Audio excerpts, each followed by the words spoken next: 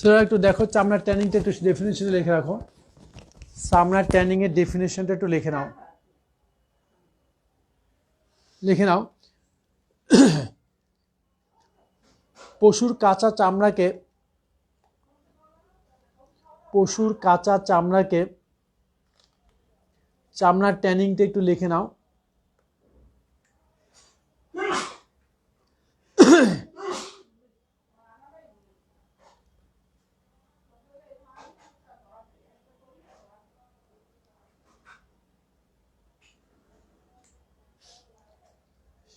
শাহরিয়ার মুগ্ধ একটু লিখে নাও, চামড়ার ট্যানিংটা একটু ডেফিনেশনটা লিখে নাও। চামড়ার ট্যানিং এর ডেফিনেশন লিখে নাও যে পশুর কাঁচা চামড়াকে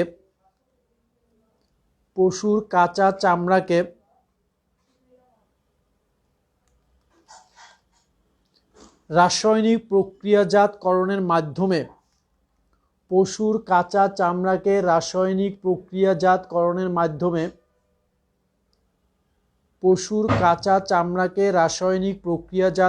মাধ্যমে ব্যবহার উপযোগী পাকা চামড়া বা লেদারে পরিণত করার প্রক্রিয়াকে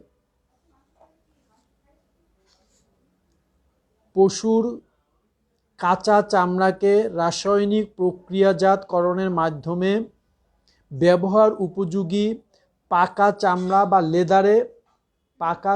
বা লেদারে পরিণত করার প্রক্রিয়াকে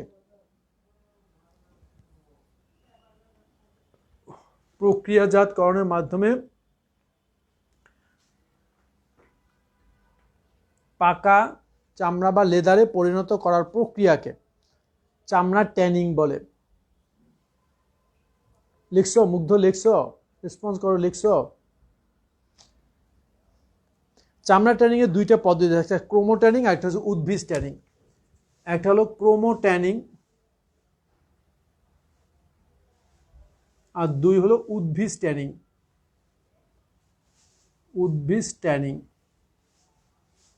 একটা হচ্ছে ক্রোমো ট্যানিং আর একটা হলো উদ্ভিদ ট্যানিং।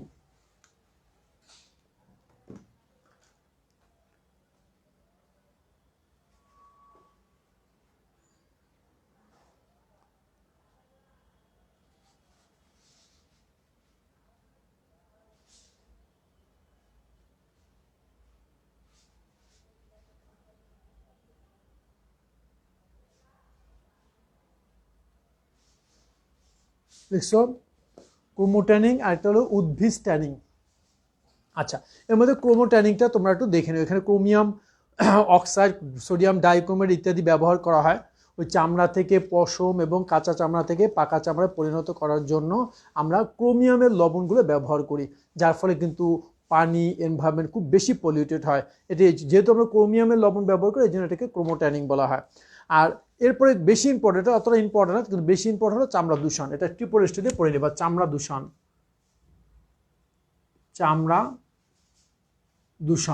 তো চামড়া দূষণ তো মেইন অনেক আছে, যে চামড়াকে প্রক্রিয়াজাত করার জন্য বিশেষ করে কিউরিং করা হয়।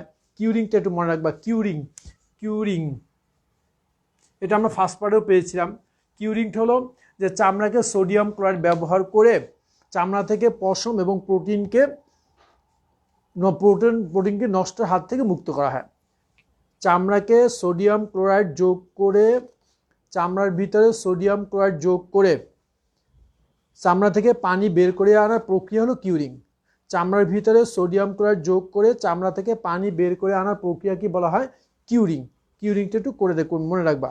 আর চামড়া দূষণটা শীত থেকে পড়ে নিও। চামড়া দূষণের প্রধান কারণ হলো চামড়ার ভিতরে ক্রোমিয়াম ইউজ করা হয়, আবার চামড়ার ভিতরে প্রোটিন থাকে। এই প্রোটিনটাকে কনভার্ট হয়ে হাইড্রোজেন সালফাইড অ্যামোনিয়া গ্যাস হয়। হাইড্রোজেন সালফাইড অ্যামোনিয়া গ্যাস এনভায়রনমেন্টে চলে আসে, তার ফলে এনভায়রনমেন্ট পলিউটেড হয়। এছাড়া চামড়া প্রক্রিয়াজাতকরণে যেহেতু ক্রোমো ট্যানিংয়ে ক্রোমিয়াম সল্ট ব্যবহার করা হয়, এই ক্রোমিয়াম সল্টগুলো পানির ভিতরে চলে আসে, পানির বিউডি সিউডি কমে যায়, অর্থাৎ পানিও এখান থেকে পলিউটেড হয়।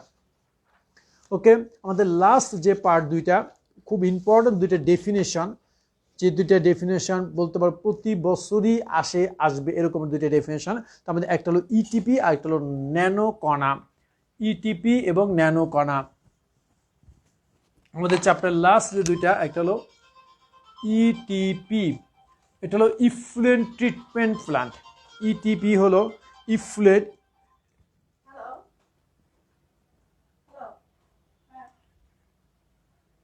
Effluent treatment plant, effluent treatment plant, effluent treatment plant, ETP, effluent treatment plant. এটা লিখে নাও, ইফ্লুয়েন্ট ট্রিটমেন্ট প্লান্টটা লিখে নাও। এটা ট্রিপল স্টার দিয়ে শিখবা, এটা ট্রিপল স্টার দিয়ে শিখবা, এটা একটু লিখে নাও সিরিয়াস। তারপর একটু লেখো, শিল্প কারখানার বজ্র পানিতে, শিল্প কারখানার বর্জ্য পানিতে, দেখো শিল্প কারখানার বর্জ্য পানিতে, শিল্প কারখানার বর্জ্য পানিতে জৈব ও অজৈব পদার্থ মিশ্রিত থাকে। এ বর্জ্য পানিকে ইফ্লুয়েন্ট বলে। শিল্প কারখানার বর্জ্য পানিতে জৈব ও অজৈব দূষক মিশ্রিত থাকে, জৈব ও অজৈব দূষক মিশ্রিত থাকে। শিল্প কারখানার বর্জ্য পানিতে জৈব ও অজৈব দূষক মিশ্রিত থাকে। এ বর্জ্য পানিকে ইফ্লুয়েন্ট বলে। এ বর্জ্য পানিকে ইফ্লুয়েন্ট বলে। এ বর্জ্য পানিকে ইফ্লুয়েন্ট বলে। দেখো, এ বর্জ্য পানি থেকে বিভিন্ন ক্ষতিকারক দূষক পদার্থ পৃথক করার প্রক্রিয়াকে, এ বর্জ্য পানি থেকে বিভিন্ন, এই বর্জ্য পানি থেকে